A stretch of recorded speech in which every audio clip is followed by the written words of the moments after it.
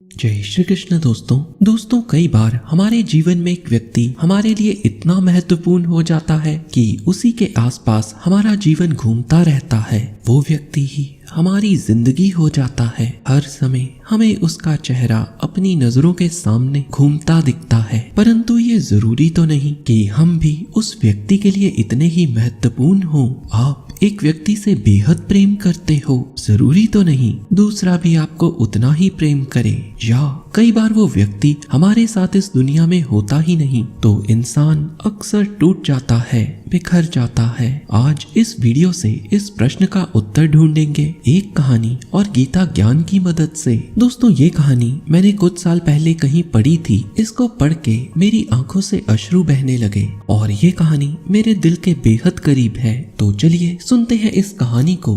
एक नगरी में एक औरत अपने पति और बेटे के साथ खुशहाल जीवन व्यतीत कर रही थी और जब उसकी उम्र तकरीबन 75 साल की हुई, एक सड़क दुर्घटना में उसके पति और बेटे की मृत्यु हो गई। वह इस उम्र में बेटे और पति को खोकर बहुत ही दुखी और बहुत ही अकेला महसूस करने लगी। वह सारा दिन घर में बैठी रोती रहती। एक दिन उसकी पड़ोस की एक औरत ने उसे कहा कि तुम मंदिर जाकर भगवान की भक्ति किया करो, तुम्हारा मन बहल जाएगा। वह हर रोज सुबह से शाम तक मंदिर में ही बैठी रहती और घंटों बैठकर जाप करती। वह हर समय भगवान की भक्ति में ही लीन रहने लगी। एक दिन मंदिर में एक संत आए। संत ने देखा वह कैसे हर समय पूजा पाठ में ही लगी रहती है। संत उसके भक्ति भाव से बेहद खुश हुए। संत ने औरत से बात करनी चाही तो वह अपनी भावनाओं को काबू ना कर सकी और फूट फूट कर रोने लगी। वह संत के चरणों में गिर गई और संत से कहने लगी उसे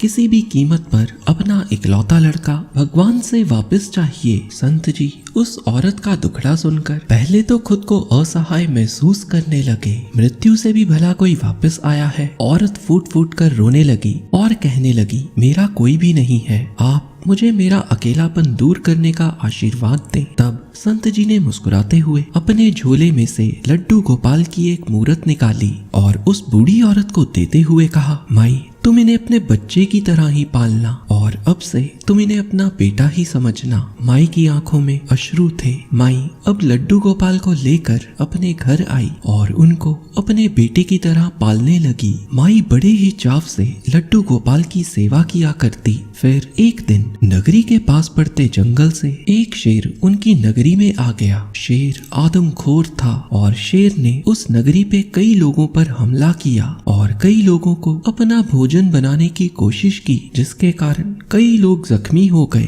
नगरी के लोगों ने शेर को पकड़ने की कोशिश की परंतु वह उसमें सफल ना हुए। नगरी के एक व्यक्ति ने बूढ़ी औरत के पास जाकर उससे कहा कि शेर छोटे बच्चों को अपना शिकार बना रहा है, तुम भी अपना ध्यान रखना। माई को अपनी जान की कोई चिंता नहीं हुई। उसके मन में सबसे पहले बाल गोपाल का ध्यान आया। माई ने सब काम छोड़ दिए और वह उसी समय बाल गोपाल को घर के अंदर बिठाकर खुद लाठी लेकर दरवाजे पर पहरा देने लगी। वह अपने लाल को शेर से बचाने के लिए भूखी प्यासी दरवाजे पर बिना पलके झपके दिन रात पहरा देती रही। ऐसा करते उसको कुछ हफ्ते बीत गए। ऊपर ये सब देखकर ठाकुर जी का हृदय प्रेम से भर गया। वह बहुत ही सुंदर आभूषण और वस्त्र धारण करके औरत के पास आ गए। औरत ठाकुर जी के पैरों की आहट सुनकर डर के खड़ी हो गई। औरत को लगा शायद शेर उसके बच्चे को उठाने के लिए आया है। वह लाठी उठाकर शेर को भगाने के लिए दौड़ी, मानो शेर ना हो कोई बिल्ली का बच्चा हो। परंतु तभी ठाकुर जी ने कहा, मैया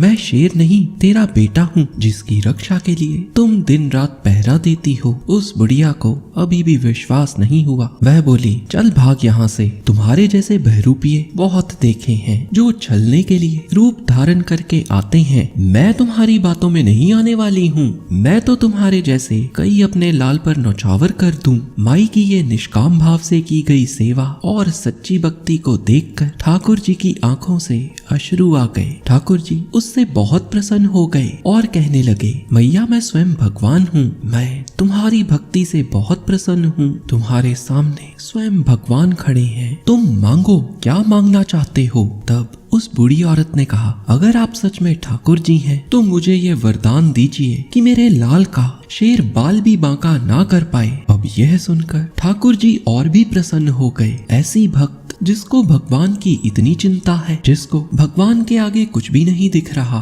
अब भगवान ने अपना फैसला सुनाया और कहा, चल मैया, तुझे मैं अपने धाम लेकर चलता हूँ, जहाँ शेर तो क्या कोई भी तेरे लाल को तंग नहीं कर पाएगा। ये कहकर ठाकुर जी उस बूढ़ी औरत को अपने साथ अपने धाम ले गए। श्रीमद् भगवत गीता के 4थे अध्याय के 11वें श्लोक में श्री कृष्ण बताते हैं, जिस भाव से लोग मेरी शरण में आते हैं उन्हीं भाव के अनुसार मैं उन्हें फल देता हूँ। जैसे कहानी में बूढ़ी औरत ने अपने बेटे के दुख को भगवान की भक्ति में परिवर्तित किया, उसी प्रकार हम भी अपने पिता, माता, मित्र इत्यादि की यादों के दुख को भगवान की उपासना में परिवर्तित कर सकते हैं, क्योंकि बाकी सभी रिश्ते नाते अस्थायी हैं। हरि